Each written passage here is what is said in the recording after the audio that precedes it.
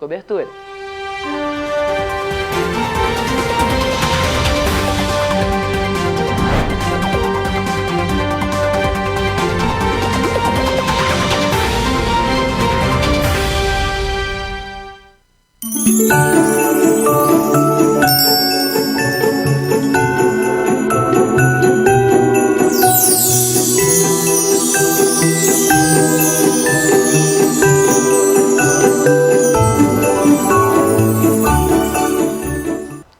Direto dos estúdios da TV Correio da Manhã em Petrópolis, começa agora o Correio Petropolitano em Debate desta quarta-feira. Hoje daremos destaque ao meio ambiente. Petrópolis é o terceiro destino mais reservado para as viagens em 2024 em todo o país. Enquanto isso, comerciantes ainda reclamam da quebra de contrato da Prefeitura de Petrópolis devido à desmontagem do palco na Praça da Liberdade. Dezembro laranja, o câncer de pele traz preocupação a mais para o verão e também para os brasileiros. Segundo dados do Instituto Nacional do Câncer, o INCA, o câncer de pele corresponde a cerca de 30% de todos os tumores malignos registrados no Brasil. O Hospital Santa Teresa pode manter o convênio com o SUS até o mês de junho. A informação foi divulgada na última terça-feira em audiência na 4ª Vara Civil. E foram abertas as inscrições para a residência em TIC do Serratec, o programa de tecnologia. Os candidatos podem realizar a inscrição até o dia 8 de janeiro de 2024. O diálogo com o objetivo de acompanhar a ampliação das áreas de preservação em Teresópolis. Eu sou Richard Stolzenburg e o Correio Petropolitano Debate está começando.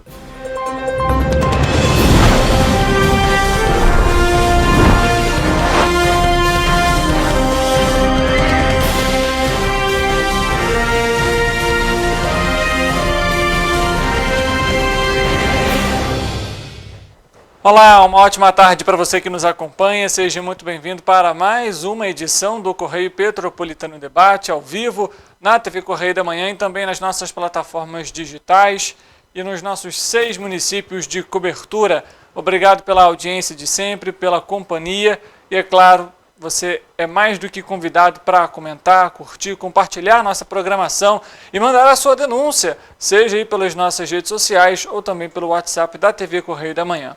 A gente já vai começar essa edição de hoje com uma informação importante e que envolve aí o convênio do SUS com o Hospital Santa Teresa.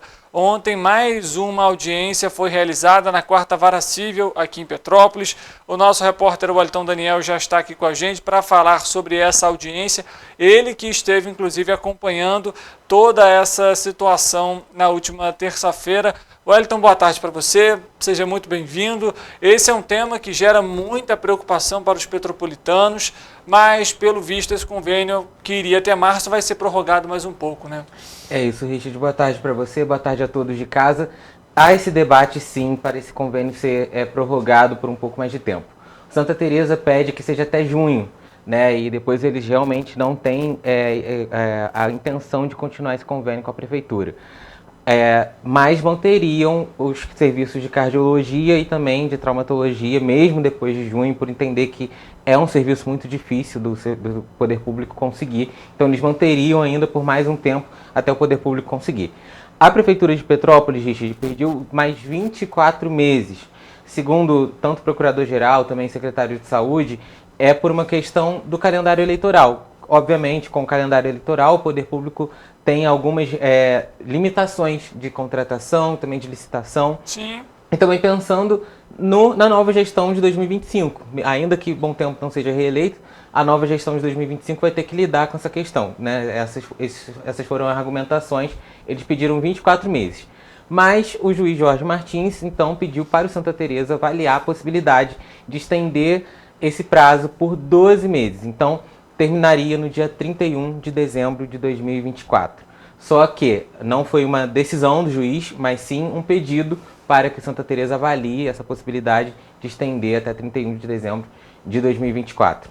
Por que toda essa preocupação em volta do Santa Teresa, Richard? Porque há serviços que o Santa Teresa presta hoje na cidade e na região que são difíceis de encontrar, inclusive. Por exemplo, hemodiálise. Não tem na região outro hospital que preste o serviço. Além disso, também a questão da BR-040, o hospital é uma referência para o atendimento dos acidentes, e sem o hospital, Três Rios também não está mais com o hospital credenciado para isso, então os acidentados teriam que ir ou para Duque de Caxias ou para um hospital de Juiz de Fora, ou seja, uma distância gigantesca para quem está ali muitas vezes em estado grave. Sim. A gente sabe que esse socorro rápido é muito importante. Claro, com toda certeza. Cada minuto em uma situação de acidente, principalmente grave, e infelizmente na BR a maioria dos acidentes são graves devido à alta velocidade dos veículos, cada segundo é fundamental, é extremamente importante para que aquela pessoa possa sobreviver.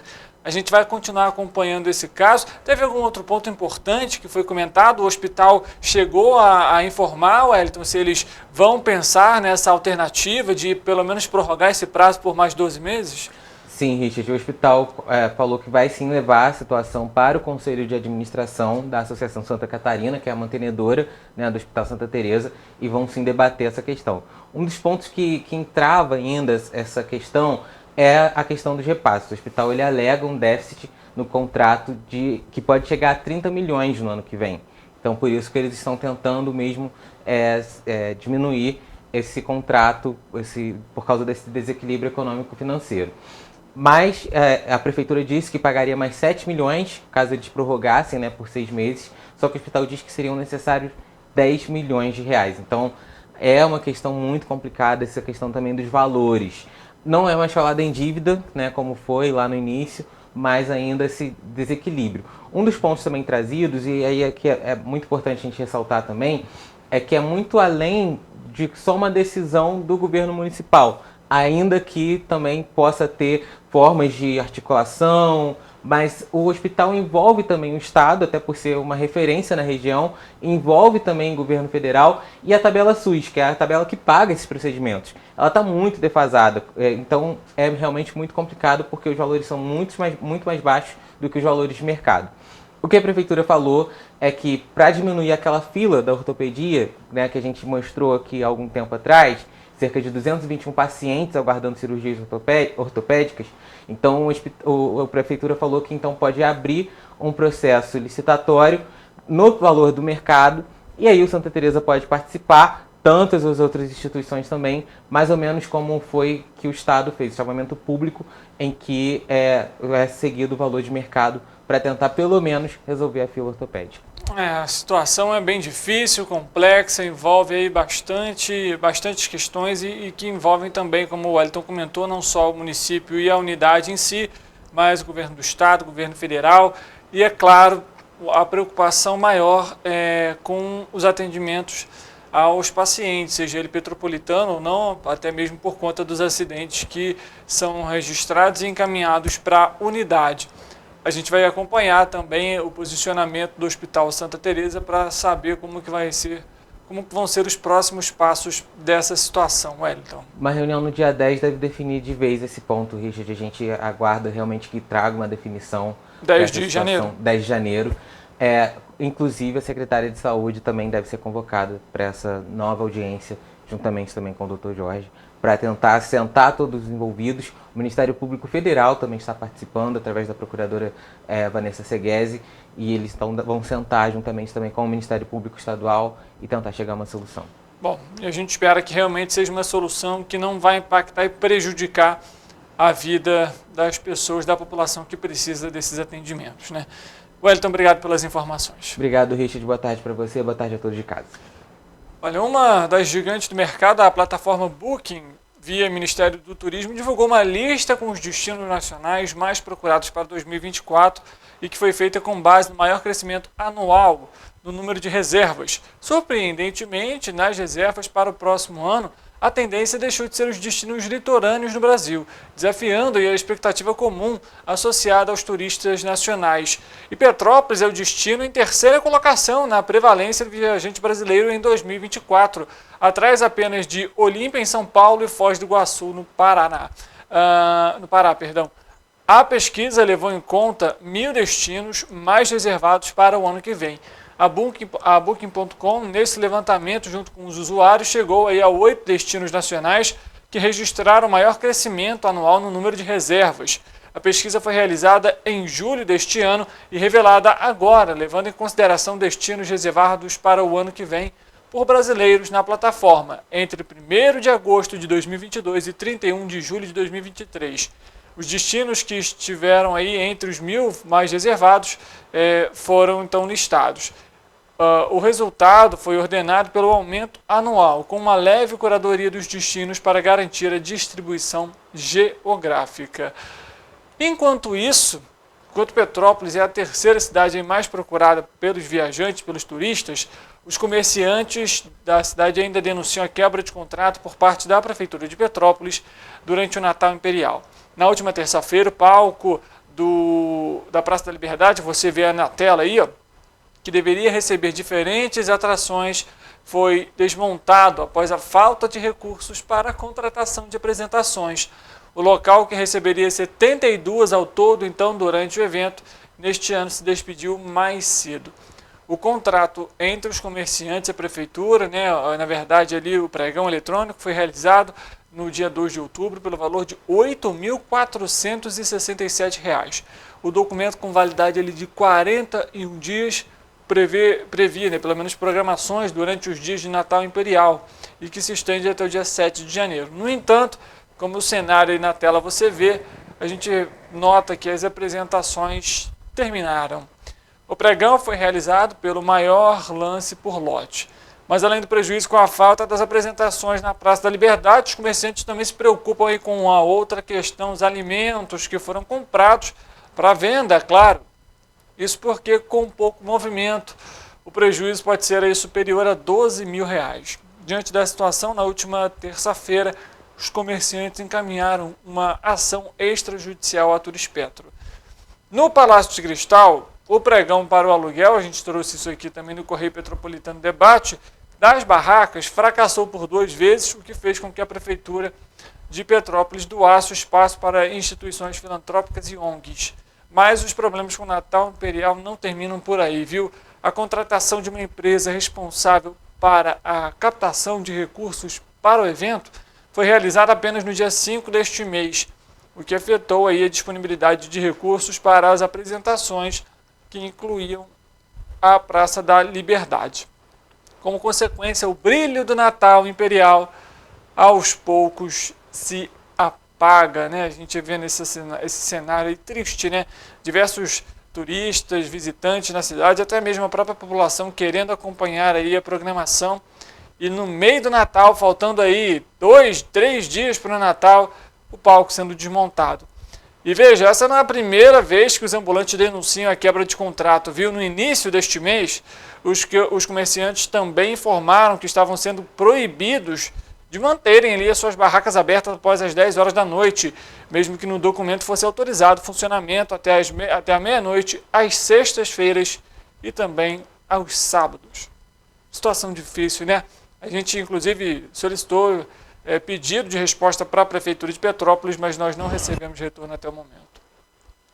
Agentes do Segurança Presente de Petrópolis prenderam na última terça-feira um homem de 31 anos por tráfico de drogas na Praça da Inconfidência, bem no centro de Petrópolis. O levantamento da ficha de antecedentes criminais aponta que o acusado tem passagens por crimes de homicídio e também de furto. E ele estava na Praça da em liberdade condicional e foi conduzido à 105ª Delegacia de Polícia no Retiro e permaneceu preso. A viatura do Segurança Presente estava patrulhando em torno da praça por volta das 3h30 da tarde, quando percebeu a movimentação suspeita dos homens. Eles demonstraram nervosismo ao avistar os policiais. Um outro terceiro homem conseguiu fugir antes de ser abordado.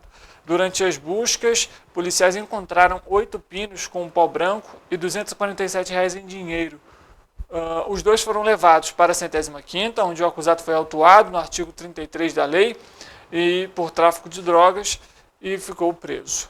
O programa aqui em Petrópolis, a gente lembra, teve início aqui no início de novembro e a equipe do Petrópolis Presente é formada então por 31 policiais, 21 agentes civis e assistente social. São 12 viaturas entre carros e motocicletas que circulam por vias do centro de 8 da manhã até as 8 horas da noite e também no distrito de Itaipava aos fins de semana.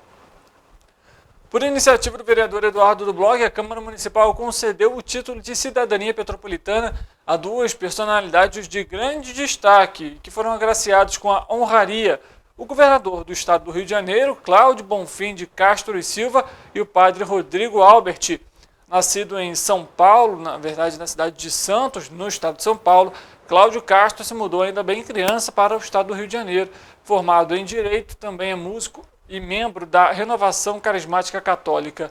Assumiu em 2020, de modo interino, o governo do estado e foi eleito, então, em 2022. Já o padre Rodrigo Albert é mineiro da cidade de Senhora dos Remédios e ingressou no Seminário Diocesano de Petrópolis em 1999, há 24 anos, sendo ordenado em 2017 na Catedral São Pedro de Alcântara. Atualmente é pároco e reitor do Santuário de Nossa Senhora do Amor Divino em Correias, onde desenvolve um trabalho bem relevante. Parabéns aí às duas personalidades, então, que receberam o título de cidadãos petropolitanos. O Correio Petropolitano Debate faz intervalo rápido, a gente volta daqui a pouco, tem muita informação importante para você, previsão do tempo e, é claro, tudo isso após o intervalo, a gente volta já.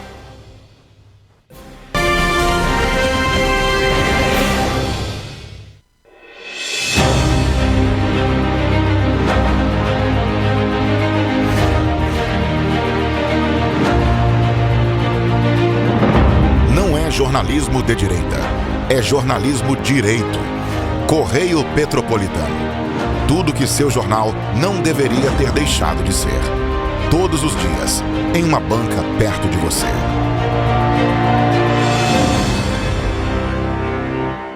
A Unifase, há mais de 50 anos, forma profissionais de excelência na área da saúde. E agora dá um passo além, o ensino técnico. Aqui, você se prepara para o mercado de trabalho e valoriza sua formação técnica com cenários exclusivos de prática e estágios supervisionados na rede pública e privada de Petrópolis. Faça o curso técnico em enfermagem da Escola Técnica Irmã Dulce Bastos da Unifase. Inscrições abertas para 2024. Turmas manhã e noite. Para ter mais qualidade de vida, conte com a maior rede de academias de Petrópolis. Aqui na Corper, com uma mensalidade, você utiliza todas as unidades: Centro, Bingen, Itamaraty e Itaipava. Com planos a partir de R$ 89,00, e a academia oferece ambientes modernos para você cuidar da sua saúde com segurança. Os espaços contam com dezenas de aparelhos de musculação, diversos equipamentos para aeróbico e funcional, além, é claro, de profissionais qualificados e uma extensa grade de aulas coletivas, que inclui dança, bike, jump, wolf fit, step fit, entre outras. Nossas estruturas são equipadas com salas de musculação e aulas coletivas, salas de avaliação física e nutricional, vestiários e estacionamentos amplos. Venha nos fazer uma visita e surpreenda-se! Rio de Janeiro, atração o ano inteiro. Tem descanso, tem folia, noite e dia, alegria, sol e praia, diversão. No prato ou copo, a festa, o bar, museu ou bloco. Show, cultura, história, gravado na memória e no seu coração. Rio de Janeiro, vem se apaixonar. Rio de Janeiro, vem se apaixonar. Cidades maravilhas, campo, mata, serra e trilha, em estado de emoção. Tem o Rio de Janeiro, que você já ama, e o Rio, que ainda vai conquistar você. Apaixone-se pelo Rio. Rio de Janeiro, vem se apaixonar. Rio de Janeiro, vem se apaixonar. Governo do Estado do Rio de Janeiro.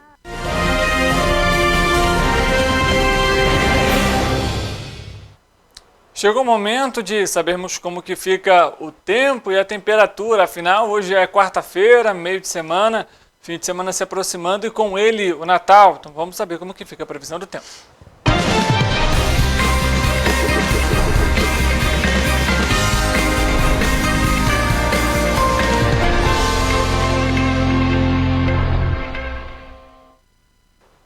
Vamos trazer as atualizações, então, a respeito da previsão do tempo com o nosso repórter, o Eric Portela, Já vai aparecer aqui no nosso telão ao vivo para trazer então para a gente essas atualizações.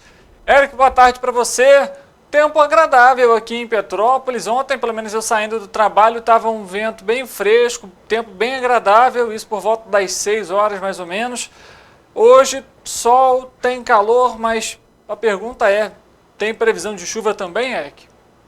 Boa tarde, Richard. Boa tarde para você aí de casa que está nos assistindo. Olha, tem previsão de chuva sim. Para amanhã, a previsão já é de chuva nas nossas cidades de cobertura. Hoje, aqui em Petrópolis, a temperatura se mantém estável e está bastante quente na cidade.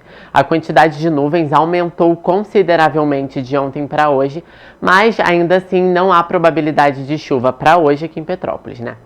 Agora vamos à previsão do tempo para quinta-feira, dia 21 de dezembro. O Natal já está aí batendo na porta e, como eu falei, a chuva também, né? Em Nova Friburgo, por exemplo, há possibilidade de chuva isolada a qualquer hora do dia. Mesmo com a chuva, vocês podem ver aqui no nosso telão que a previsão é de sol entre nuvens e a temperatura deve passar por ligeira elevação, variando entre mínima de 15 e máxima de 29 graus. Em Teresópolis, a temperatura também será de ligeira elevação, mas a cidade não escapa da chuva. Deve chover durante a tarde e a intensidade dos ventos no município será fraca. Os termômetros vão marcar mínima de 15 e máxima de 29 graus, assim como em Nova Friburgo. Em Petrópolis também há probabilidade de chuva isolada durante a tarde nesta quarta-feira. A previsão é de sol entre nuvens e ventos fracos. A temperatura, que apesar da chuva, passa por ligeira elevação, vai variar entre mínima de 16 e máxima de 31 graus. Aqui em Paraíba do Sul, vocês podem ver que o dia será de sol e alta temperatura. Deve chover durante a tarde e os termômetros vão marcar mínima de 19 e máxima de 35 graus. A temperatura é bem alta. A previsão em Partido Alferes será de temperatura alta e chuva, principalmente no período da tarde. A intensidade dos ventos no município será fraca e os termômetros vão marcar mínima de 17 e máxima de 34 graus. Agora, para finalizar, também a probabilidade de chuva para esta quinta-feira em Três Rios. O dia será de sol e muitas nuvens no céu, ventos fracos e aumento na temperatura, que deve variar entre mínima de 19 e máxima de 36 graus. A temperatura mínima e a máxima estão bastante distantes, então assim, é importante redobrar os cuidados com a saúde, porque a última coisa que a gente quer é ficar doente agora nesse final do ano, perto das festas, né, de fim de ano, Réveillon, Natal. Richard, a chuva chegou, vai se aproximando do Natal, geralmente a tendência é essa mesmo, né, a tendência de chuva. Com certeza, Eric, pelo menos nos últimos anos tem sido mais ou menos assim, né? Vai chegando ali o período de Natal, vai chegando realmente 1-2 dias antes, começa a chover, mas tem alguns que gostam, então fica aí pelo menos a previsão do tempo para que as pessoas já vão se acostumando ali e também definindo, né, como que vão ser as festividades. Tem gente que gosta de fazer a ceia reunida dentro de casa, tem alguns que já colocam ali a churrasqueira na varanda e para isso tem que saber se vai chover ou não, até para conseguir colocar a tenda a tempo. Eric, obrigado pelas suas informações, a gente traz amanhã a previsão do tempo também para sexta-feira. Eu que agradeço, Richard, até amanhã. Vamos conversar agora já com a nossa repórter, a Ana Luísa Rossi, em Volta Redonda, porque a Câmara de Barra Mansa aprovou a realização do concurso público no município. Ana, boa tarde para você. Já tem uma estimativa de quantas vagas vão ser disponibilizadas? Olá, Richard, boa tarde, é isso mesmo. A Câmara de Barra Mansa aprovou a realização de um concurso público da Prefeitura na última sessão de 2023. Com a votação da mensagem, a Prefeitura está autorizada a realizar um processo para suprir as 1.359 vagas em diferentes cargos das áreas administrativas, de saúde, educação e segurança pública. A mensagem ainda determinou que o concurso atenda tanto ao provimento de cargos imediatos quanto a um cadastro de reserva com previsão de duração de 2 anos, podendo ser prorrogado pelo mesmo período. O próximo passo é dar início para a licitação da empresa organizadora do concurso público, que ficará responsável por toda a etapa de execução, incluindo o edital. É com você. Então a gente vai continuar acompanhando e também saber realmente de fato quantas vagas vão ser disponibilizadas em Barra Mansa, e a equipe do nosso jornal Correio Sul Fluminense trazendo sempre as atualizações aqui para o Correio Petropolitano Debate. A gente já vai sair de Volta Redonda e vai conversar com o nosso repórter, o Murilo Adjuto, em Brasília. Ontem nós conversamos com a Gabriela Galo para falar a respeito da Lei de Diretrizes Orçamentárias que estava sendo votada no exato momento aqui do nosso programa. Hoje o Murilo vem para falar justamente sobre a LDO, a Lei de Diretrizes Orçamentárias, e que foi aprovada no Congresso Nacional. Murilo, boa tarde para você, seja muito bem-vindo. Era algo já esperado, né?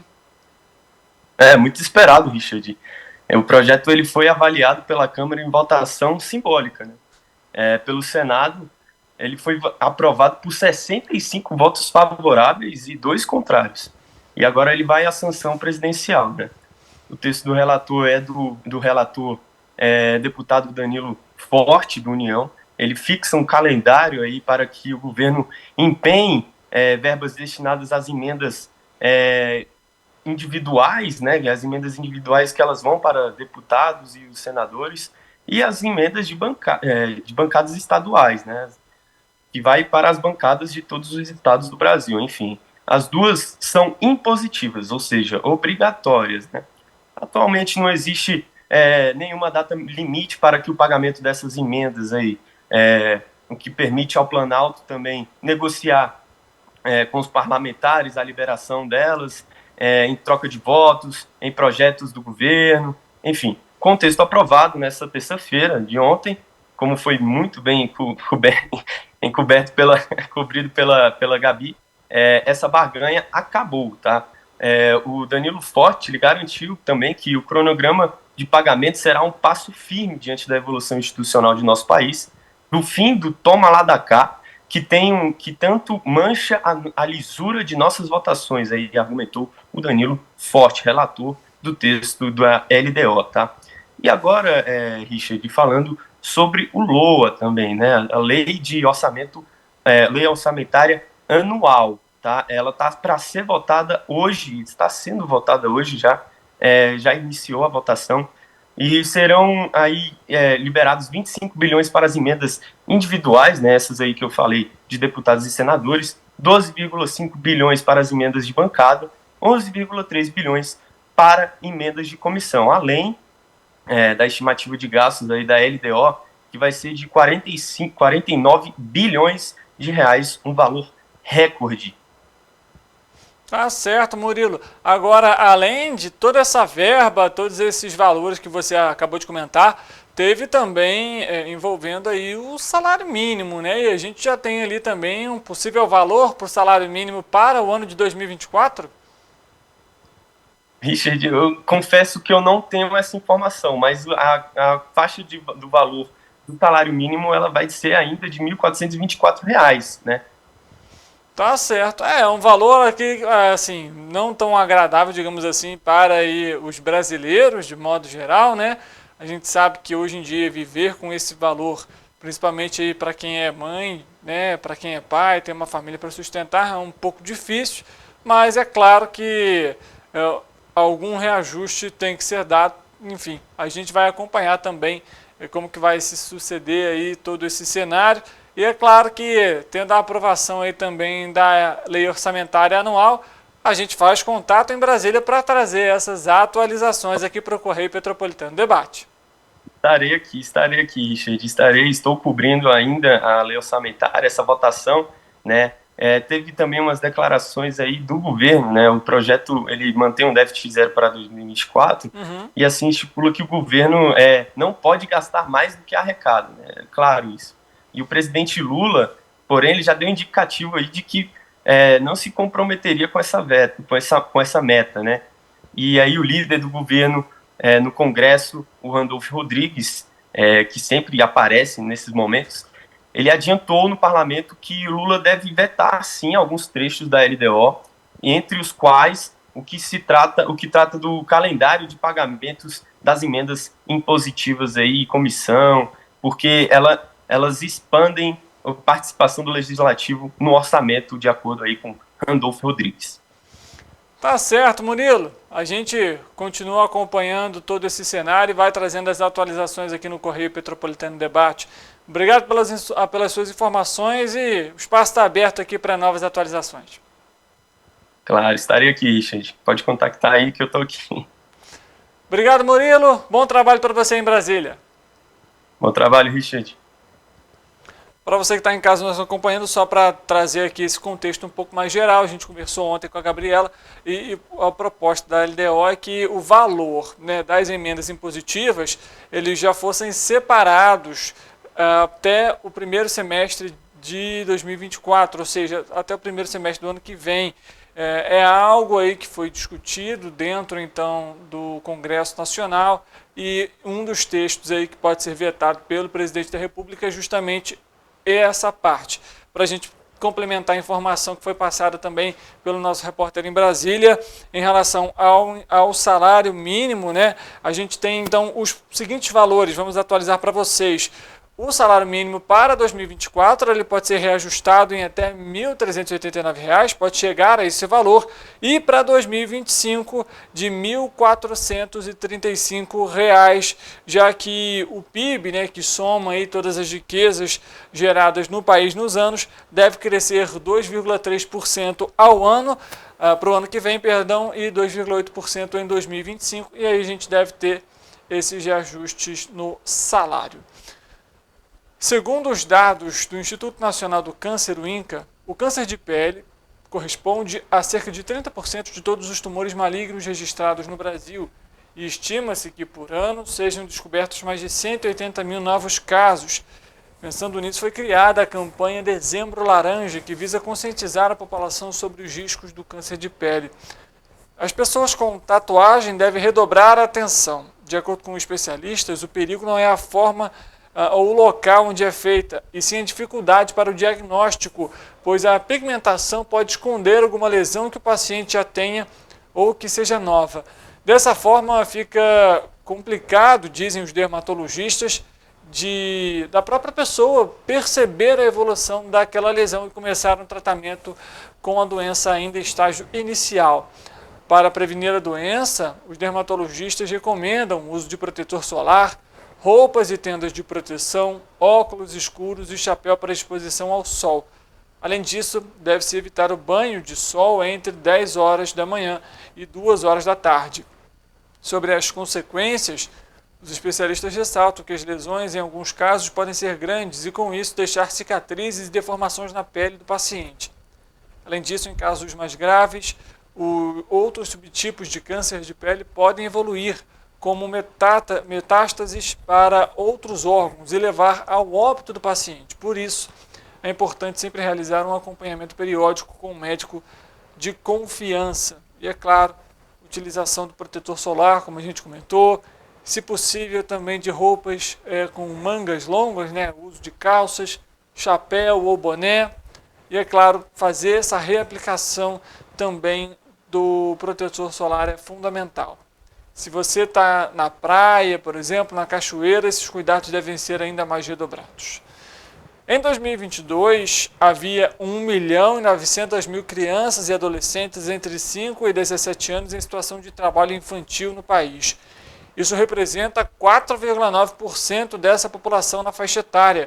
O contingente de crianças e adolescentes nessa situação, ele caía, veio numa decrescente desde 2016, quando tinham então 2.100.000 crianças e jovens nessas condições.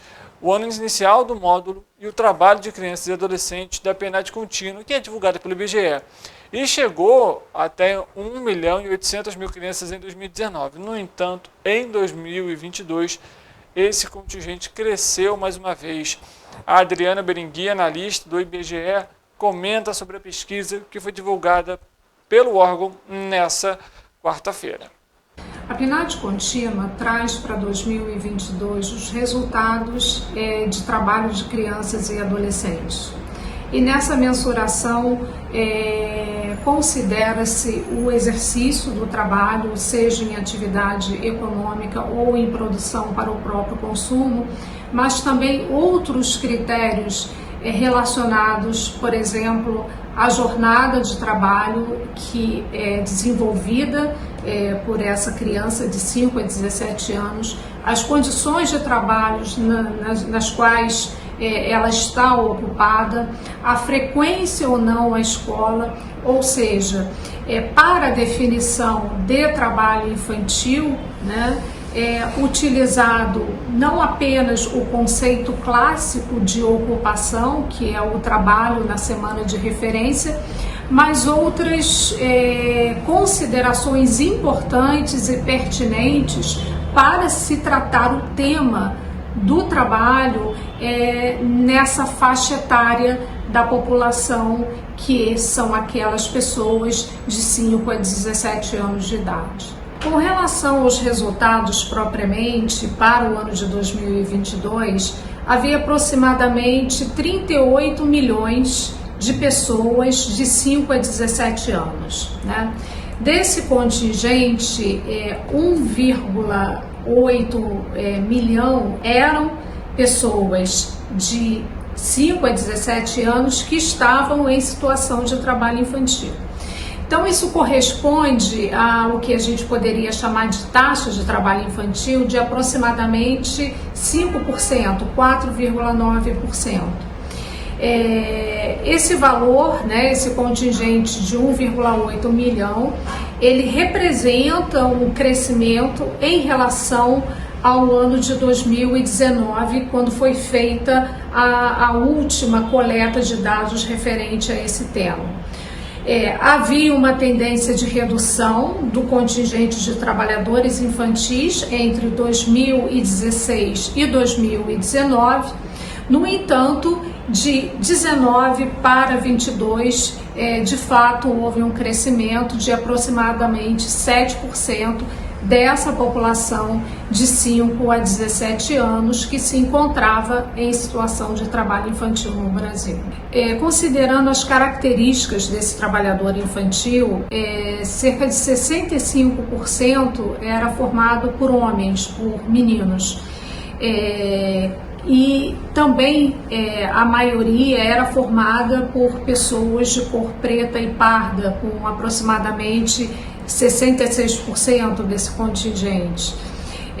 Um outro aspecto também é que do grupo de 5 a 17 anos que estava em trabalho infantil, a maior parte era formada por aqueles de 16 e 17 anos, com aproximadamente 53% ou 1 milhão, né, dentro do conjunto total de 1,8 milhão de trabalhadores infantis.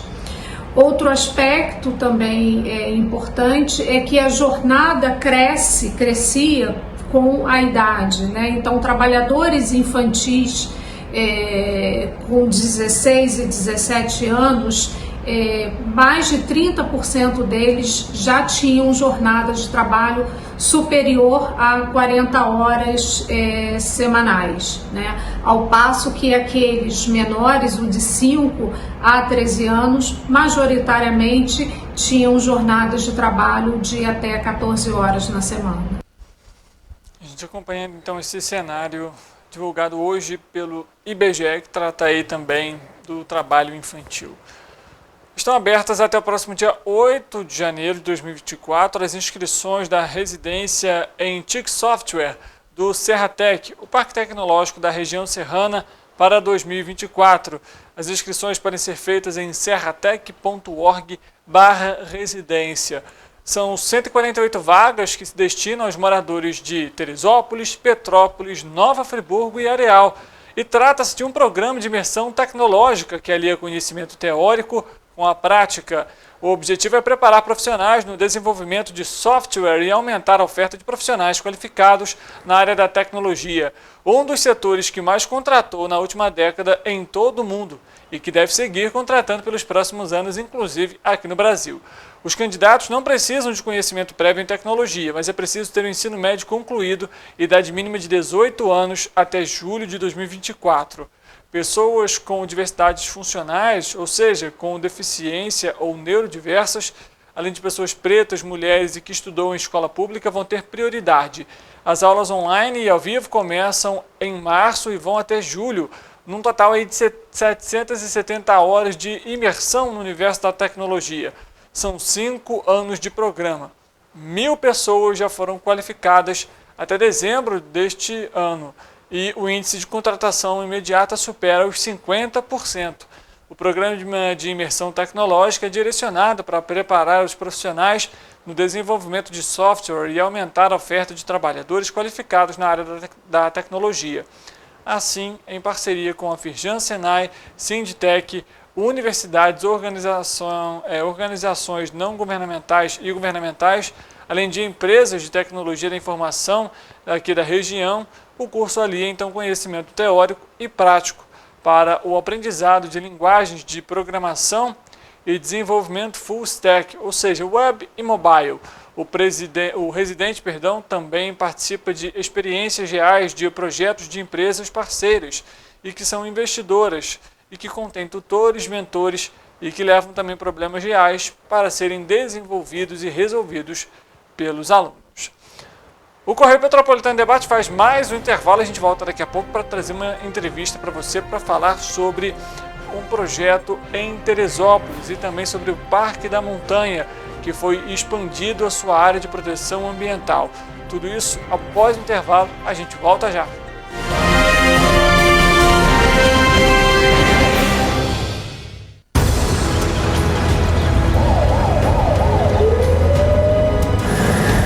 O governo do estado do Rio já investiu mais de 8 bilhões na saúde. E se eu dissesse que esse é o maior investimento na saúde já feito em toda a história do Rio? Eu diria que melhorou, mas eu quero mais. Depois de 3 anos parados, os mamógrafos móveis estão de volta. Pra gente cuidar melhor das mães e dos bebês. O governo do estado também está investindo na saúde especializada. Porque se o problema é complicado, mais atenção ele precisa. Melhorou, mas para a saúde a gente sempre quer mais. O importante é que a saúde esteja mais perto das pessoas. Por isso, todas as regiões do Rio recebem a mesma atenção. Melhorou, mas eu ainda quero mais. O governo do Rio de Janeiro também quer. Então pode ter certeza, o trabalho e os investimentos vão continuar. Governo do Estado do Rio de Janeiro. Um bom jornal tem que ser direto, tem que ser direito. Não ser de esquerda ou de direita, mas direito. É ter coragem de informar a verdade e não impor a sua verdade. É respeitar a inteligência do leitor e vontade do eleitor. Correio da Manhã, um jornal que há 122 anos tem a coragem de ser direto e direito. Em uma banca perto de você. Enquanto você imagina que poderia rolar desconto na conta de luz, a Alerj faz. As leis que você precisa, a Alerj faz. Baixe o aplicativo da Alerj e conheça seus direitos. Para ter mais qualidade de vida, conte com a maior rede de academias de Petrópolis. Aqui na Corper, com uma mensalidade, você utiliza todas as unidades: Centro, Bingen, Itamaraty e Itaipava.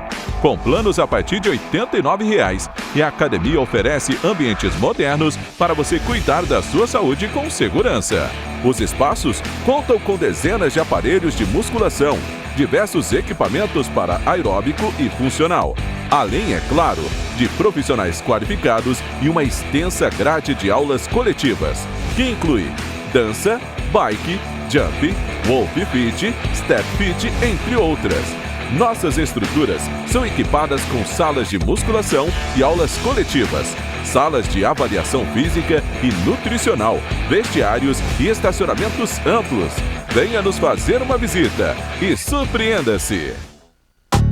Rio de Janeiro, atração o ano inteiro. Tem descanso, tem folia, noite e dia, alegria, sol e praia, diversão. No prato ou copo, a festa, o bar, museu ou bloco. Show, cultura, história, gravado na memória e no seu coração. Rio de Janeiro, vem se apaixonar. Rio de Janeiro, vem se apaixonar.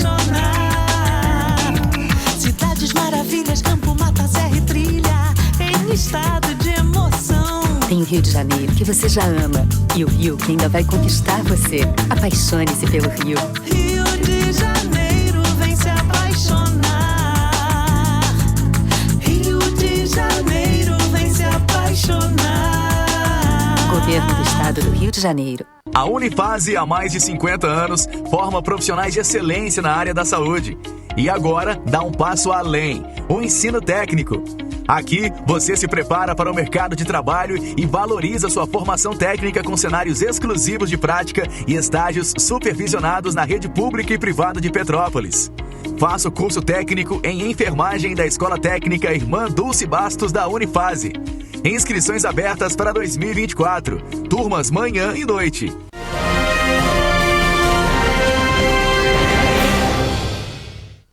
Bem, início a nossa entrevista. Antes de mais nada, queria que você se apresentasse para a gente, por favor, Vitor. E, é claro, também para falar um pouquinho sobre o seu trabalho.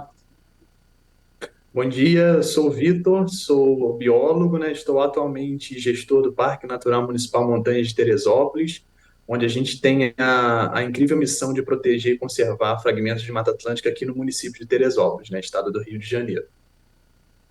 Maravilha, Vitor. Vamos dar início, então, a esse nosso bate-papo. Antes de mais nada, queria primeiro agradecer a sua presença com a gente para falar de um tema muito importante e o meio ambiente, né? Assim como Petrópolis, Teresópolis também tem uma área de vegetação muito grande. Eu queria, antes da gente falar sobre um outro tema específico, que você comentasse justamente como que funciona esse trabalho para a preservação desse espaço tão importante para a gente. Legal. Adianto que não é um trabalho fácil, né? A gente está aí mesmo unindo forças para manter a preservação da Mata Atlântica, né? Que é um bioma tão ameaçado nacionalmente, né? E aqui em Teresópolis, assim como Petrópolis também, nós temos uma série de unidades de conservação, né? Que são áreas protegidas instituídas pelo governo, né? Pelo governo federal, municipal ou estadual, né? Que tem a responsabilidade de proteger. Então, basicamente assim, né, que a gente garante a proteção de grandes fragmentos de floresta e também com setores de fiscalização, licenciamento ambiental, né, e outras ferramentas também que a gente tem como funcionalidades mesmo para proteger o meio ambiente. Então, garantia de monitoramento, vistorias, entendendo o que a gente tem nas nossas florestas para preservar. Então, é tudo muito um conjunto de ações mesmo, né, que vai desde nós, do município, até o governo federal, quanto às instâncias, por exemplo, do ICMBio, né, INEA, no estado do Rio de Janeiro também. Então, são unindo forças que a gente consegue preservar, e é um trabalho bem legal mesmo, e assim, como eu comecei a fala, né, sempre com muita, como é que eu vou dizer, sempre com muita garra, né, e muita força de vontade mesmo. Em relação a ao parque, mais especificamente agora, Vitor, aproveitando, vocês têm dados, quantos hectares, existe também uma estimativa de quantos animais, espécies estão ali dentro e também da flora? Sim, claro, então, é interessante e oportuna a nossa entrevista aqui agora, a nossa conversa, porque hoje, né, muito provavelmente, durante o dia, vai sair uma publicação em Diário Oficial que vai expandir os nossos limites, né? Então, a gente tinha 4.397 hectares até semana passada, e agora com essa publicação a gente passa a ter 5.335 hectares. Então, a gente deu mais um passo ali legal para garantir a proteção das florestas. Então, e por exemplo, como é que a gente entende o que tem na nossa floresta? Monitorando. Então, hoje a gente tem uma equipe de guarda-parques, de funcionários técnicos também, que vão para campo, instalam principalmente, por exemplo, armadilhas fotográficas, né, que muita gente vê circulando nos jornais, aqueles vídeos das onças passando na floresta. A gente também tem esse tipo de trabalho, então é assim que a gente entende o que a gente protege. Em números, hoje a gente consegue dizer que são 23 espécies de mamíferos de médio e grande porte. O que é isso, né? Uma palavra um pouco mais técnica.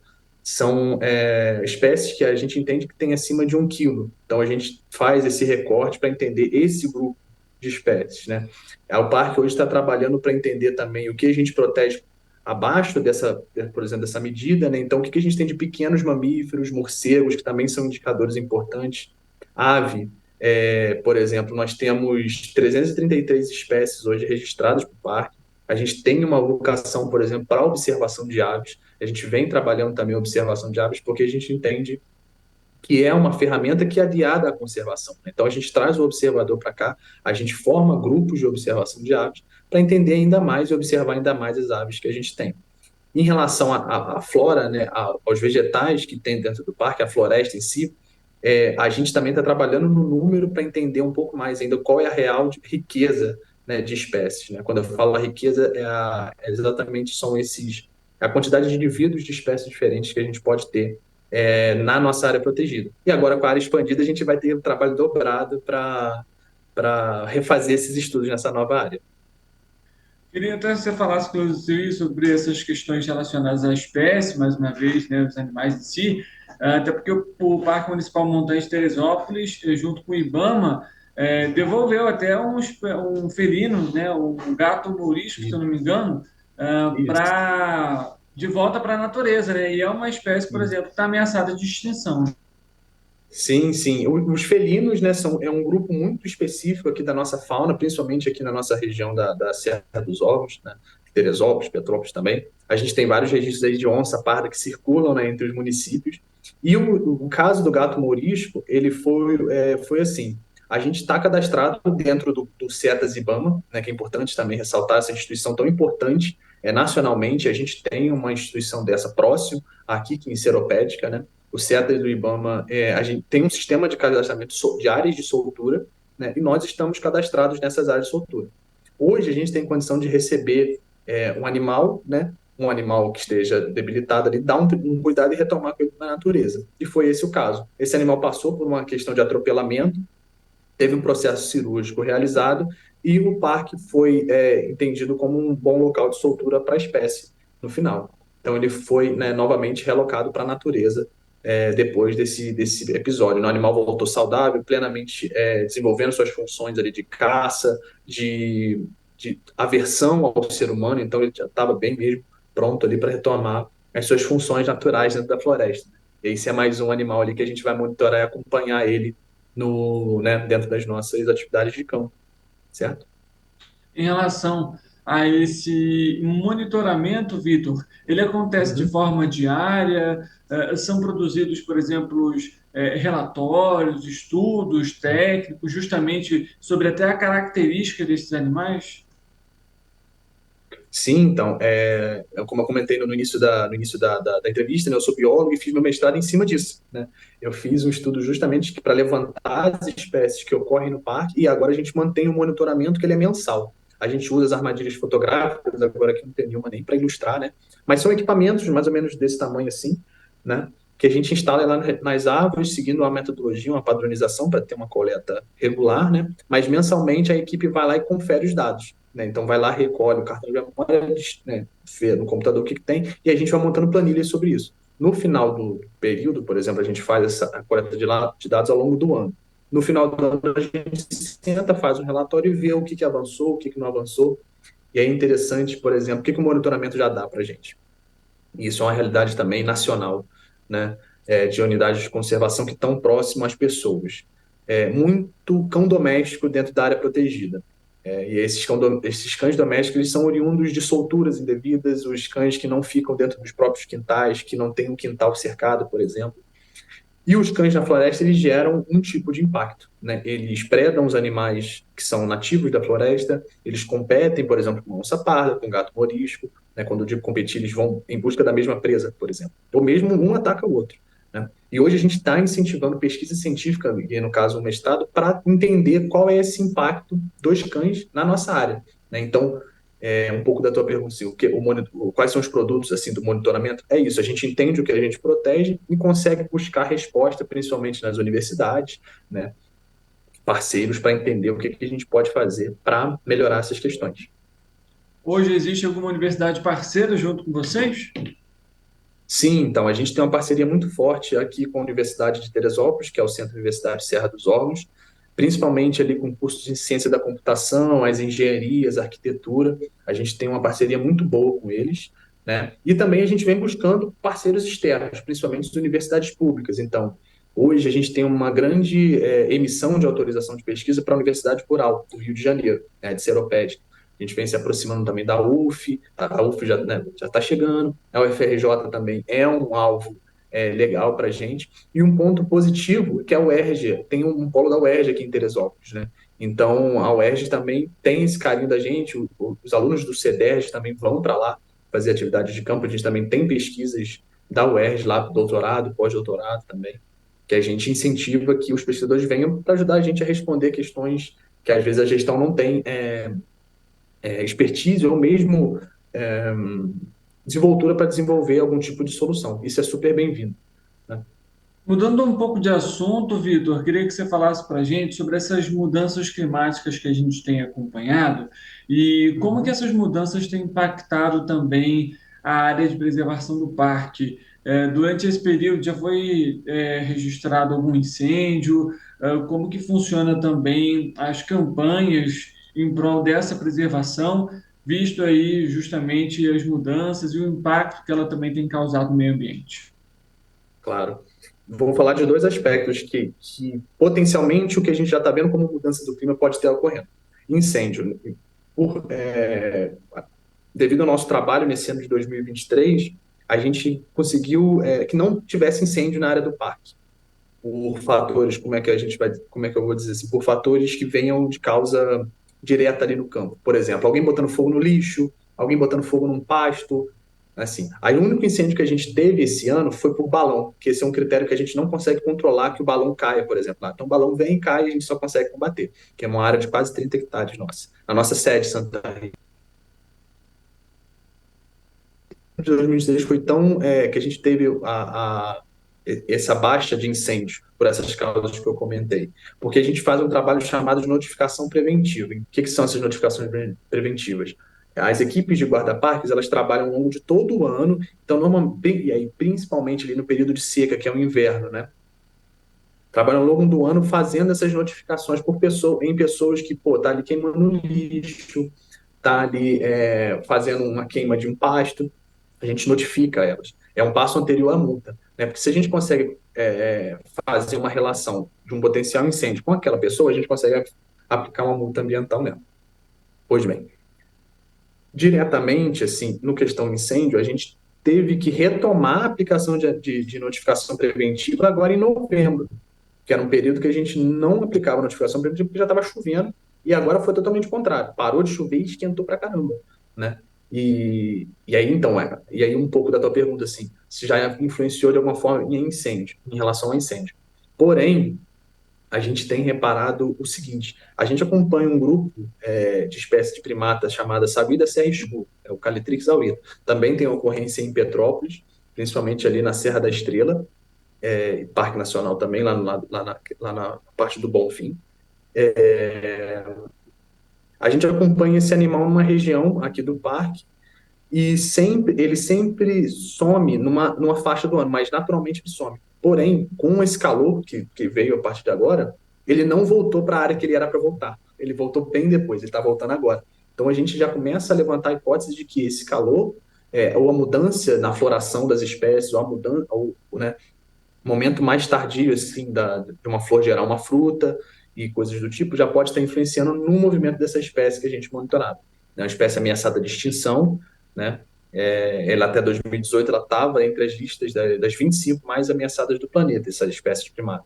Você vê a importância dela. Então, isso pode ser que essas mudanças do clima, a partir de 2024 em diante, elas possam ser mais visíveis dentro desse monitoramento, por exemplo. Em relação, Vitor, ainda sobre essas questões ambientais, durante esse período agora, a gente está justamente no período de transição, inverno, primavera, verão. As espécies também têm o costume de fazer essas movimentações e como que ela ocorre? A população tem que ficar atenta até a algum cenário diferente, alguma espécie específica, justamente por conta dessa virada, digamos assim, de estação. Uhum. Então, assim, todo o processo de virada de estação, algum tipo de mudança, ele acontece para a fauna, né? Então, assim, agora, nesse período de calor, de maneira assim que vai impactar, por exemplo, um visitante que vá a uma unidade de conservação fazer uma trilha e tal, é muito mais ali um animal peçonhento. Então, uma cobra que pode estar saindo de um espaço mais geladinho para um espaço mais quente e fazer o movimento dela natural, né? Porque as serpentes, elas precisam da temperatura ambiente né, para se regular o seu para regular sua temperatura. Pode se encontrar, mas em relação, por exemplo, a grandes mamíferos, então uma onça, uma jaguatirica, o próprio gato morisco, é muito difícil de ver ele numa trilha, sabe? São animais que buscam a reclusão, buscam estar mais afastados do ser humano mesmo, né? Porque é um animal que assim, não tem essa característica de nos atacar, então ele já vai se afastar naturalmente da gente, né? Agora, uma coisa legal que surge com as mudanças das estações são as aves, né? Algumas aves, elas só estão próximas da gente, ou só estão na região, por exemplo, que a gente mora aqui na Serra dos Órgãos, por conta da migração, né? Elas saem de um espaço mais, por exemplo, saem do calor amazônico, desce, né, para sul do país. Né? Vai muito nessa linha, assim, dos cuidados com os animais mais que podem apresentar algum perigo à segurança humana, e até esses que podem ser também observados e acompanhados, né, com a mudança de estação. Em relação a justamente então a pessoa que vai, por exemplo, para o parque, vai para algum local que tem um espaço, uma natureza com um grande número aí, por exemplo, a gente sabe muita cachoeira também, as pessoas aproveitam justamente esse período de calor. Existe alguma recomendação, uma roupa adequada, até às vezes para evitar, por exemplo, um acidente com um animal desse? Nesses casos, qual que é o passo que a pessoa deve adotar? Se afasta de forma rápida, devagar, enfim, o que a pessoa pode fazer nesses momentos assim mais tensos, digamos assim? Cara, primeiro que não pode se deixar pegar pelo pânico, né? Viu uma jararaca na trilha, não se deixa levar pelo pânico. Mas, por exemplo, viu uma jararaca na trilha, respeita o espaço dela, principalmente. Respeita o espaço dela, ela não vai te atacar se você não for para cima dela, ela sabe que você é um ser, né? Ela não sabe humano, mas ela sabe que você é um ser muito maior do que ela percebe isso, então ela não vai te atacar a menos que seja provocado. Agora, em relação às roupas, né, o que vestir, vai muito no sentido de do que o visitante está buscando, né? Se ele está buscando a cachoeira, naturalmente ele vai, né, já com roupa de banho, e ter sempre aquele cuidado com animais que estão entre as pedras, onde está pisando, então aranha, escorpião, e outros insetos também. E vai muito nessa linha. Ele vai fazer uma trilha um pouco mais. Se vai fazer uma trilha de pesquisa, aí o pesquisador usa perneiros, uma bota mais fechada. Cuidado com a tromba d'água, né? É perigoso. Então, tá sempre atento às formações de nuvens que estão vindo de cima. Se você tiver numa cachoeira mais de nível baixo, a formação de nuvens na cabeceira da montanha. Sempre são bons indicativos, assim, para ter cuidado. Né? Vitor, além disso, vamos abordar um outro tema que é importantíssimo também, que é a educação ambiental.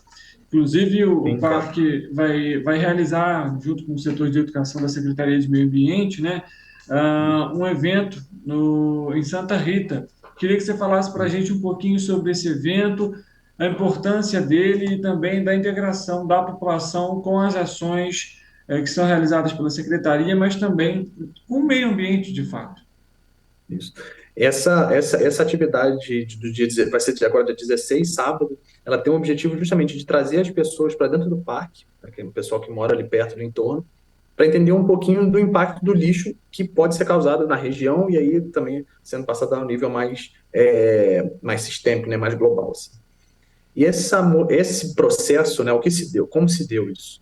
Né? A gente foi provocado no âmbito do Conselho do Parque Municipal, principalmente na Câmara Técnica de Educação Ambiental, que a gente precisava fazer algo sobre uma lixeira que tinha próximo à entrada da unidade, né, a entrada de visitação da unidade.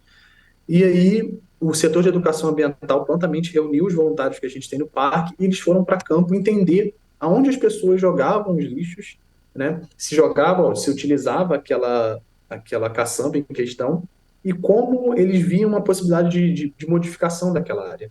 Né? E aí agora a gente vai ter o retorno dessas informações no dia 16, que é sábado agora, e a gente pretende também ao longo do ano de 2024 fazer uma reforma naquela área para revitalizar exatamente o espaço que é onde tem uma lixeira e tem próximo ali um ponto de ônibus, então a gente já queria fazer um espaço como se fosse mesmo uma pracinha ali de reunião dos moradores, né? Que os moradores pudessem usufruir daquilo muito além de jogar o seu espaço para jogar lixo. E aí, isso faz uma conexão total com o que é educação ambiental. né? Então, hoje a gente trabalha uma educação ambiental juntamente ao setor da Secretaria de Meio Ambiente, mas pensando no parque, né? A gente tem uma filosofia de trazer as pessoas para dentro do parque. A gente entende que a gestão da unidade faz parte também do cotidiano das pessoas, né? Igual se eu posso falar que a pessoa não pode botar fogo para fazer um revirado de pasto ali. Pô, mas para quê? Qual é a base disso, né? Por que que ela não pode? Ou por que que ela pode? Então a gente está ali justamente para alinhar esses conhecimentos e dizer para a pessoa que ela pode ou que ela não pode, né? Então, a gente tem trabalhado na educação ambiental nessa linha. Além disso, recebendo as escolas aqui de Teresópolis, na sede do parque, realizando eventos também e reforçando parcerias, principalmente uma parceria que a gente tem bem legal, que é com o SESC Teresópolis, e também com projetos aprovados aqui no Fundo de Meio Ambiente, que a gente conseguiu aprovar no início do ano passado, para que tenham projetos, né, e a maioria deles foram de educação ambiental, para que tenham projetos no âmbito municipal, e boa parte deles está acontecendo no parque. Um deles é o Educando com a Aurita, que tem a ver com o Sagrada da Serra Escura. Também tem o projeto Ecomóvel, que é um carro, propõe educação ambiental itinerante nas comunidades, então vai fazer parte também desse dia 16, certo? Então a gente, assim, a educação ambiental é uma grande custa de parcerias, que a gente vai surfando junto com ela e vai tentando trazer a sociedade para dentro do contexto da conservação, que é super importante. É tão importante quanto ter as áreas protegidas, né? Então, quanto mais a gente consegue ter essa aliança entre os entes, a gente consegue caminhar com esse aspecto. Perfeito, Vitor. Estou encerrando aqui esse nosso bate-papo, que fala um pouquinho sobre meio ambiente, mais Legal. especificamente sobre Teresópolis.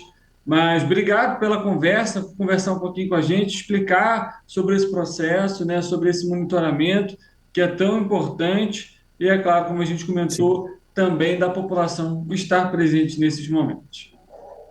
Legal, eu que agradeço o convite, desculpa os improvisos aqui, mas eu estou sempre à disposição para o que precisar e convido vocês, se não conhecem, a visitar a sede do parque. Nós temos 2 sedes, Santa Rita e a Pedra da Tartaruga. Vão ser super, super bem-vindos na nossa sede. Vamos marcar sim, Vitor. Obrigado mais uma vez pela presença. Nada, valeu, Richard. Um abraço. Um abraço.